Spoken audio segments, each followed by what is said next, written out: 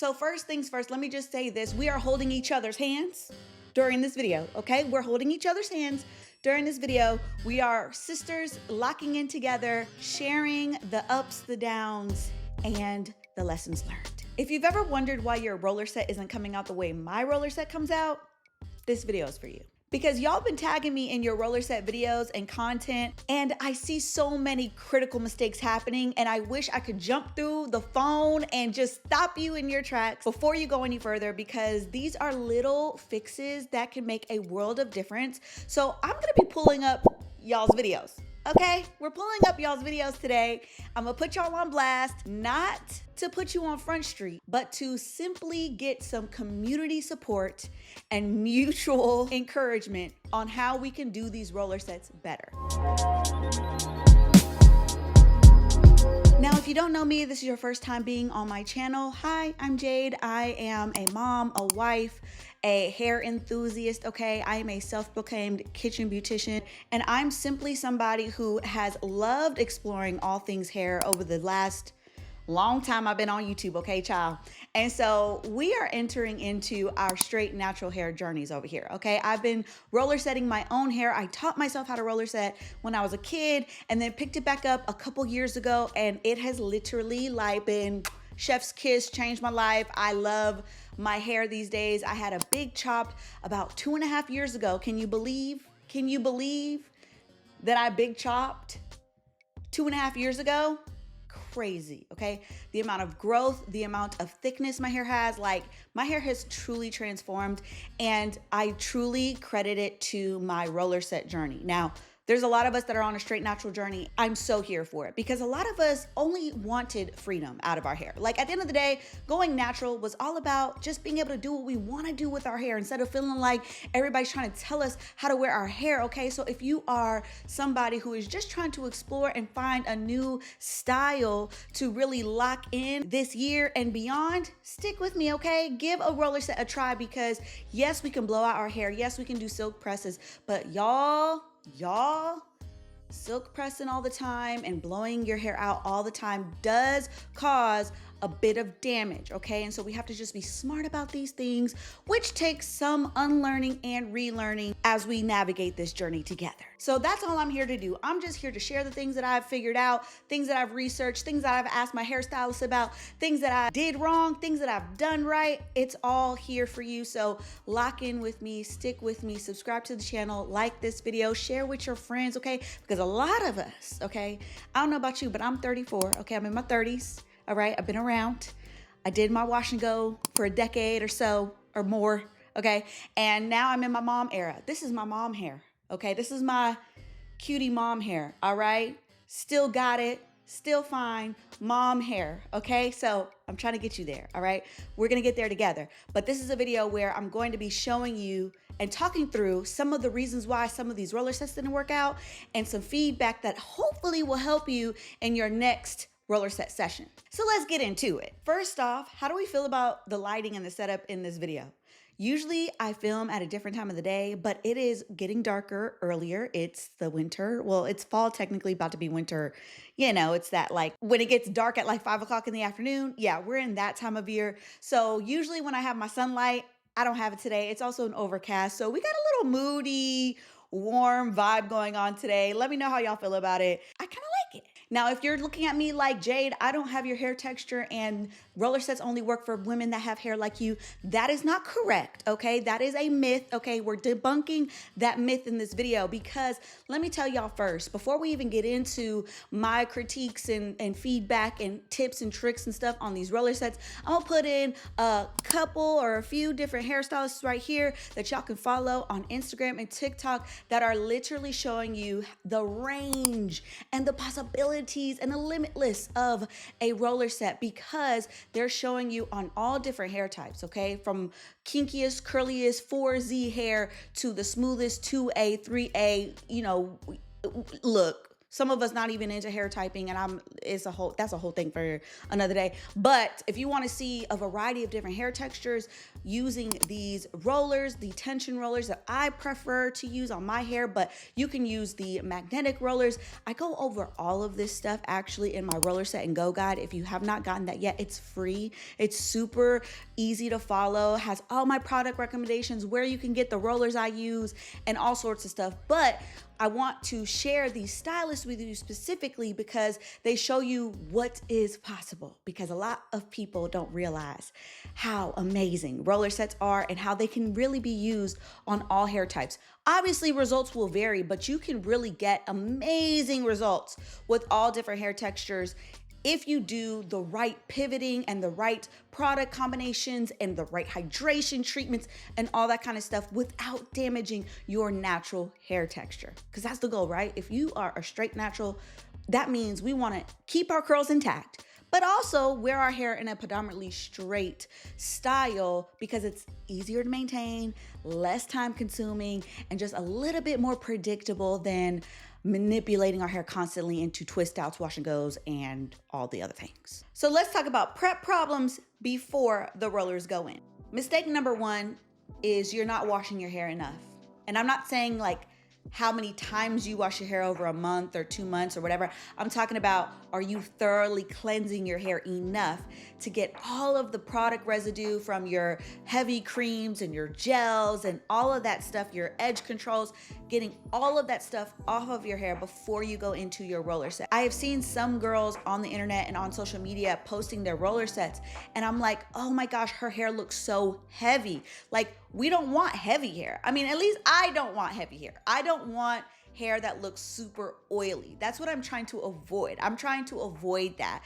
I like fluffy hair. I like weightlessness hair. I like to just have volume and not have it be sleek, you know? Like, I don't know, somewhere in that happy middle. I like fluffiness, you know, I like movement.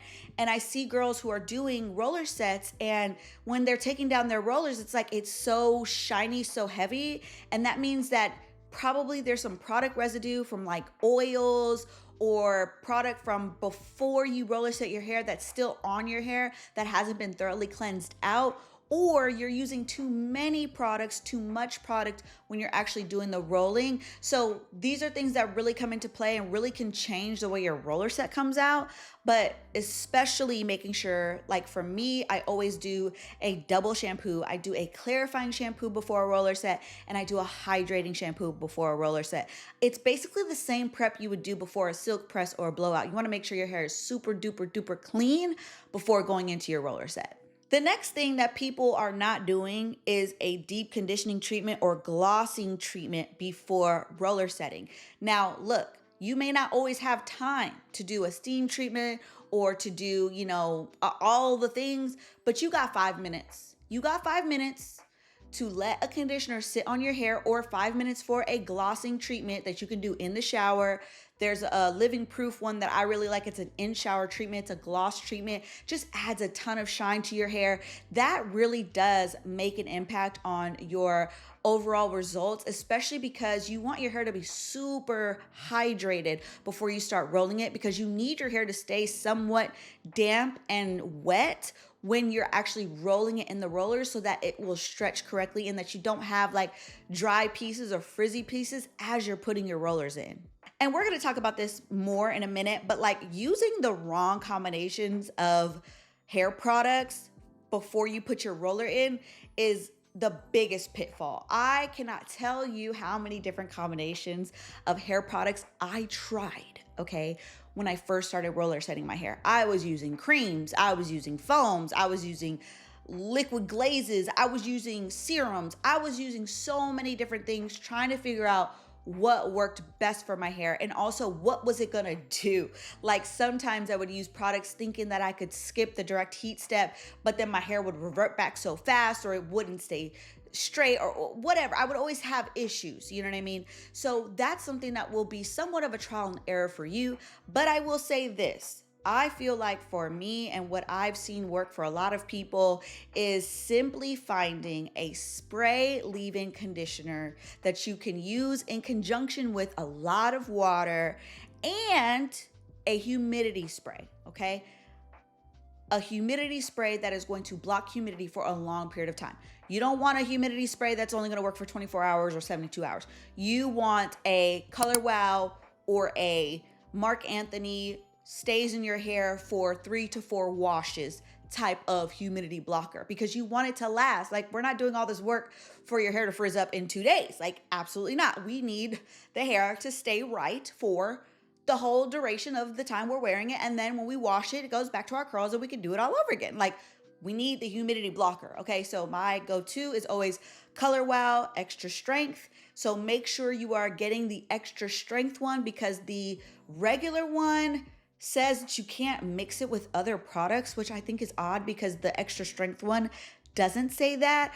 But you could use it by itself if you wanted to, but I prefer to use some sort of leave-in conditioner with the Color Wow spray. And I think those two together, just like chef's kiss, work every time. So let's check out our first video. Yes, so she did good. She has a tabletop dryer, okay? The rollers look good. She's using the snap-on rollers. These are magnetic rollers, and she added the clips to make sure that they were tight.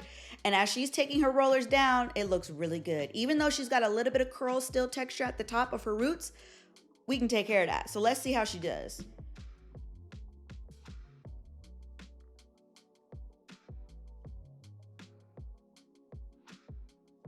Now, I would say she didn't need to add that extra oil. This would be a part where I would definitely suggest like a spray, like dry heat protectant, because as you can see, as she's straightening her hair, it's really heavy. And I'm not sure what kind of mousse did she use, or if she did use mousse. Let's see, I think I commented on this one. And she told me, yes, okay. Y'all, we have to make sure we're using the correct types of mousse and setting lotions before we do our roller sets. So she did really good with hers. But yeah, she said that she used Auntie Jackie's curl mousse very inconsistently on her rollers. This is not the type of mousse you want to use. Here's another video that I saw. She did a really good job as well, but used the wrong type of mousse. She used like the Chebby, I think that's how you say it, the curl mousse from Design Essentials. Those two mousses are curl mousses. They're used for styling curly textures and things like that, wash and goes. They're not for setting a style like a roller set or a rod set. So you really want to be sure that you're using a setting foam. Like Nairobi is a great one, old school, tried and true, Lotta Body. I personally don't even use foams though. Like, I really don't use foam anymore, because I find that the way my hair works, it really just needs a leave-in conditioner spray and some sort of humidity blocking spray or product. But her hair came out real good, y'all. Even though I would adjust the products that she used in her hair, she did really good for using a little bit too much products. And that's also comes with time. Like, you got to see what your hair likes and what it doesn't like. And sometimes, like, even when I use different products, I feel like some things are more heavy on my hair than others. Let's talk about rolling confusion and inconsistencies that really mess up your roller set. So I heard roller set blowouts are replacing silk presses. I'm lying, I didn't hear that nowhere, but we're gonna try it out today. I already knew this was gonna live because of how curly my roots still were. But honestly, anything that will stretch my hair out and give it more manageability is fine with me.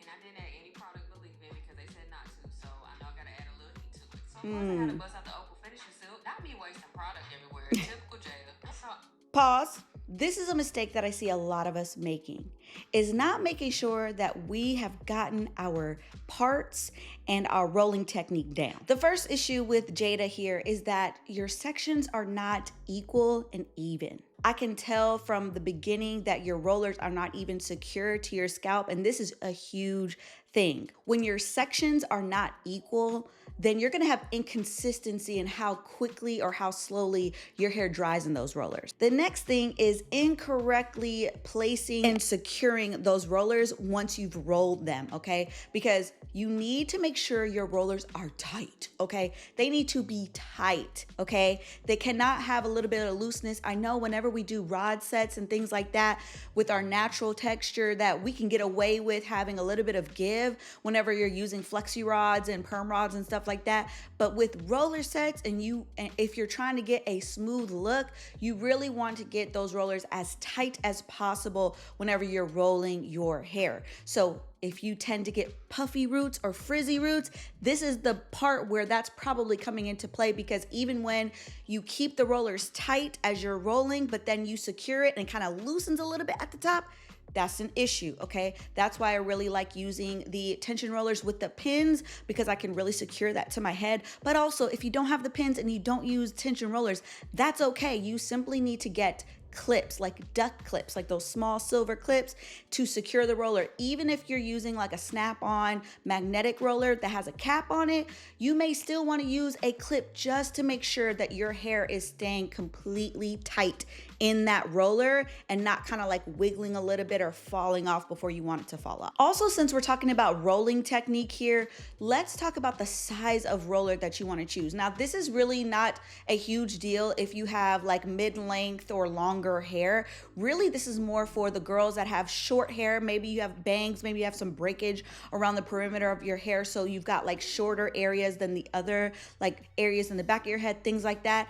If you've got that going on, you want to use a smaller roller, okay? Because it's going to be able to give you a bit more grip than if you're using the same size roller all the way around.